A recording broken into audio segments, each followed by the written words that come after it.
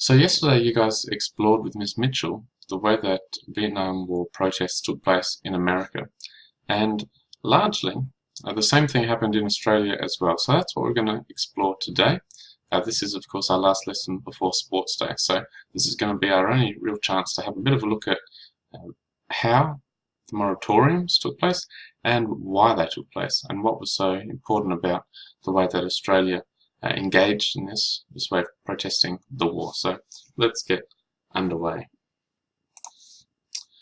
So what were the moratoriums?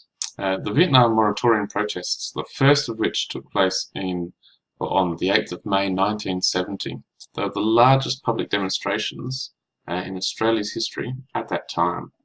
And what they represented was this growing discontent within a portion of the Australian population to the government's commitment to both the Vietnam War in general and also to conscription. We'll talk about that shortly. These protests took place at a time of great change in Australian society, and you've got people from a range of different backgrounds, very different backgrounds, all coming together to defy authority.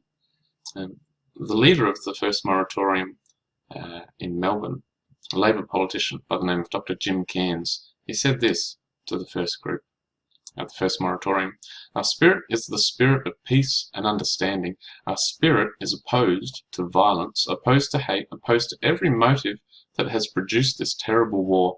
We can overcome, ladies and gentlemen." And so with that, this idea of challenging the war, it grew from there. So let's try and understand why people wanted to protest the war in the first place. Between 1962 and 1972, Australia sent 50,000 defence personnel, and the whole idea, a little bit like the Americans, was all to do with trying to stop the spread of communism and to strengthen the ties that we had with the Americans. The Prime Minister at the time, Robert Menzies, he loathed communism and believed that China and any countries that came under its control or came under communist control posed a threat to Australia. And of course, when we looked at the domino theory way back at the start of the semester, we saw that, okay, Russia had become communist, China, North Korea, and so there was this real sense that if Vietnam became communist, that would spread to Laos, Cambodia, Indonesia, and the rest would be history. And so the Australian government's decision to send troops in 1962 was motivated by strategic but also economic interests. In 1951, the US, Australia, New Zealand had signed something called the ANZUS Treaty, and it was hoped that if Australia committed to supporting the Americans in Vietnam, then Australia would secure more comprehensive protection against communism, as well as having an improved trade relationship with the United States. And initially, this decision had broad support from the media and also from the public. It was opposed by the Labor Party and some small anti-war groups. Probably the biggest cause of concern for Australians was conscription and national service. And so on the 4th of November 1964, the Australian Parliament passed legislation that introduced a compulsory national service scheme that would involve deployment to Vietnam. So soldiers would be sent to Vietnam. All 19-year-old men were required to register for national service, every 19-year-old man. And then conscripts were chosen at random by a national ballot. So if you have a look here at this image, here you have the marbles. I did mention these the other day, but these marbles here, and they all have different birthdays on them. They're put into this ballot machine, and they just pull out the marbles, and if it had your birth date on it, then you'd be off to war. And so there was certainly opposition to this. If you have a look here at this advert from the organisation to halt military service: "Don't let this man grab your marbles. Don't let him grab your marbles. Refuse to register for military service." So there was this sense of, despite the fact that all 19-year-old men were supposed to sign up for this, there were some who were really not keen at all to do that. And so conscripts are chosen at random in this national ballot that was known colloquially as the lottery of death. And so, in total, 15,381 conscripts served in Vietnam. So about a third of the total number of Australian troops that were sent to Vietnam, about a third of them were conscripts. The rest had all been a part of the army previously. And for much of the war, if you ask people on the street, the opinion polls would suggest that most Australians were against conscription, despite the fact that they were for the war itself.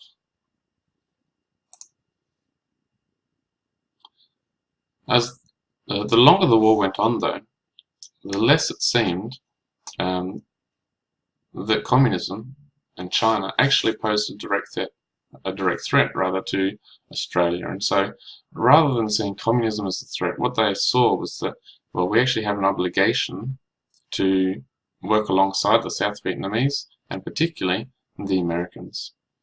Public support had been quite strong for the war when Prime Minister Harold Holt, he visited Washington on the 29th of June 1966, and he told President Lyndon B. Johnson that Australia was all the way with LBJ. That was Lyndon B. Johnson's campaign motto, and so for Harold Holt to go across and say, well, Australia is right with you, that was saying something about just how willing we were to support the Americans. Later that year, when Johnson came to visit Australia, there were massive crowds that turned out to greet him, although there were some signs of unrest. A few protesters threw paint, they threw rotten eggs at the president's limousine, and there were some death threats, but only a few very small public protests. Neither the Vietnam War nor conscription stopped Harold Holt and his Liberal Country Party coalition winning the October 1966 election in a landslide. And most of the support for the anti-war movement, it actually came from baby boomers. So roughly 40% of the Australian population that was under the age of 20, young people all seeing what was taking place in Vietnam and going, we don't want to be a part of that. And given that 19-year-olds were the ones being asked to sign up for national service, or being told they had to sign up for national service, it makes sense that young people are going to be the ones who are going to say, no, we don't want any part in this. So, most university students strongly opposed the war. Why? Because, of course, they were all the same age of the people being sent off to war. And so Vietnam was seen as the most damaging policy of a conservative government whose massive election win in 1966, people thought nothing's going to change here. The policy on Vietnam is not going to change. People are still going to be sent to fight in the war unless we do something about it, unless we stand up, unless we protest, and unless we begin to object to the war on moral grounds. And so, as the author Paul Ham said, bit by bit, like a great ship turning at sea, Australia's support for the war gradually shifted direction, like hundreds of little tugboats.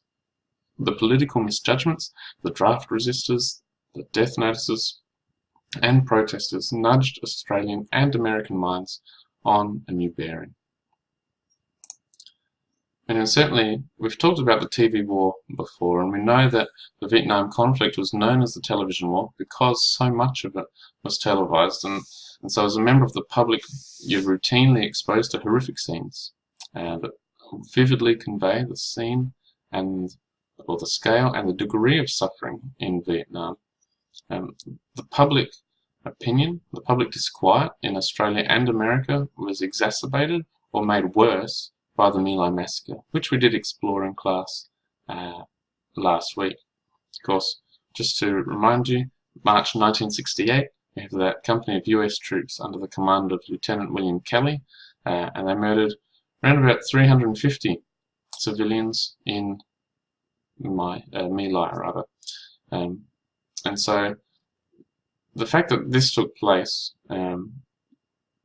under the pretense of war, the whole idea of the war was to stop communism, it was to stop the whole of the North Vietnamese, it was to protect South Vietnam, and yet you have this event that takes place where South Vietnamese people are the ones being killed, being raped, with their villages being burnt down, there were no signs of the Viet Cong there at all. So it really made people think, well, what on earth is going on?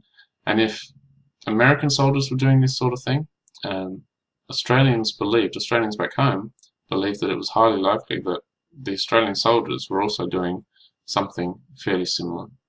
And so by January 1970, the US was showing signs of withdrawing from Vietnam, and so was Australia, and no exit date.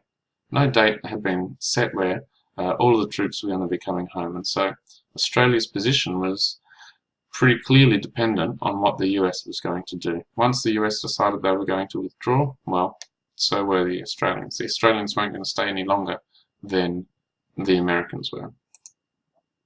Okay, let's have a look at these moratoriums.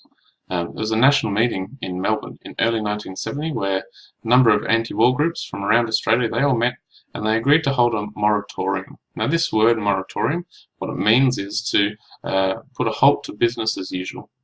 And what's the business as usual in relation to the Vietnam War? It's having 19-year-olds sent to war, conscription, and just this senseless war that seems to be taking place where there's a whole lot of things that probably shouldn't be taking place that are. So they were trying to put a halt to that business. There had been, of course, a US moratorium in October 1969 in the States, where more than 500,000 Americans had protested in 1,200 cities and towns. And so it was seen by those who were going to take part as a non-violent protest, and it proved to be the largest and most sustained in Australia's history. So there were two objectives. One was to withdraw Australian troops from Vietnam, and secondly, it was to try and stop conscription. So it came fairly soon after the 1969 Liberal coalition election victory, which meant, again, people thought there's not going to be much of a shift here in policy for the next 3 years unless we go and we do something.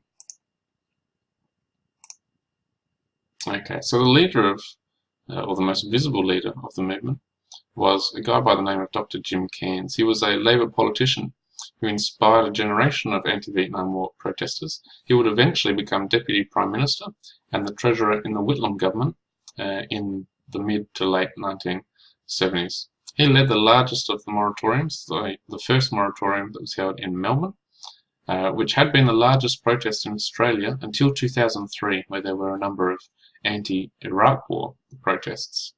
None of the violence that we see in later moratoriums was seen in the ones that he led, and the moral force of the protesters had a major effect on the way that Australian people viewed the war.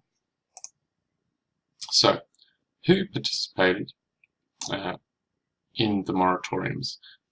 Massive range of people. We had clergy, so people involved with the church, Christian churches, teachers, academics, unions, politicians, and school students. Heaps of donations pouring in, and really it had been university students who had led the anti-war movement up until this point. But here we start to see the average Australians, everyday middle-class Australians, joining in and participating.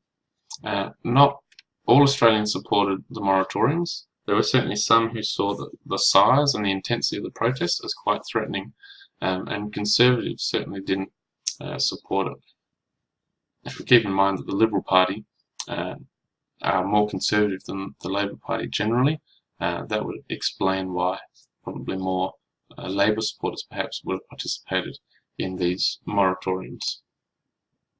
And so the first took place 1970. 200,000 people took part across the country in the first moratorium. There were 70,000 people in Melbourne who marched down Bourke Street. They were led by Dr. Cairns, but there were also similar protests held in Sydney, in Brisbane, Adelaide, Perth, Hobart, and dozens of rural towns. And if we have a look at this image, this is an image from the Adelaide moratorium. Wonder if you can pick where we are. This building here is the post office, and here is the town hall over here. We're actually in Victoria Square in this image, and so those trees, they probably still exist. Imagine the buses coming through if you're in the city at Christmas time, or you have your giant Christmas tree right about here. but massive crowds in Victoria Square protesting the Vietnam War. Pretty cool, if you ask me. There were a second and a third moratorium. The second was held on the 18th of September 1970. The third was held on the 30th of June 1971. And these events were dominated by more left-wing extremists. There were less people who attended. The second moratorium turned quite violent. There were police baton charging protesters in Melbourne. In Sydney, 173 people were arrested. So it did become a little bit more violent than the original moratorium. Something to keep in mind too, though, is what took place when soldiers returned from war. The My Lai massacre in particular had the effect of shifting the focus of many protesters away from the government and actually onto the soldiers themselves. And so after World War I, after World War II, people came back from the war as heroes. They've been serving our country, they've been doing some great work on our behalf, and they were seen as heroes. But when they came back from the Vietnam War, this simply wasn't the case, and often you hear of stories of soldiers being accosted, they're being spat at and insulted by protesters. As you can see here in this cartoon, this is a G.I. Joe cartoon actually. So what took place in America is the same as what would take place in Australia. And I guess the thing to think about here is that the war itself had a massive psychological impact on those who went and fought. And we've talked about so many different things that would have caused that psychological harm. But then to come home, not as a hero, but as someone who is being blamed or just being mistreated because of what other people had done, in the case of the My Lai massacre, would have increased significantly the emotional trauma that soldiers experienced. And so the moratoriums really were an indication of a collapse in public support for the war. They didn't really have a massive impact on the way that the government went about either stopping conscription or also in how they went about bringing about an end to the war. The Australian population at this time was younger, it was better educated, they were more affluent, they had more money, they were more influential than ever before, and they were really starting to put an end to this automatic deference to authority, this idea that if somebody says this is what we've got to do, then we're going to do it. We're starting to defy that authority and say, no, that's not what we want our government to do, that's not what we want to be a part of, that's not what we want to be about, we're not going to be a part of that. Interestingly, the moratoriums also helped launch women's liberation movements. Women had been involved quite heavily in the moratoriums themselves, but many of the women found that these moratoriums were being led by quite sexist males, and so this led to subsequent protest activities throughout the 1970s. The 1972 decision to grant equal pay to women came as a result of the protests that women took part in after having been involved in the moratoriums. And so there really is this flow-on effect of impact from these moratoriums into other areas of life. So there's an explanation of the way that the war impacted Australians, the way that public opinion at home shifted and changed. And so all of this will become really important when we start having a look at task 2, and we'll be doing that next week. So hopefully you can finish off the Google form now and get all those answers there. Remember, you can always go back and have a look at any part of this video to just double check and develop your understanding of the moratoriums and Australia's involvement in the war.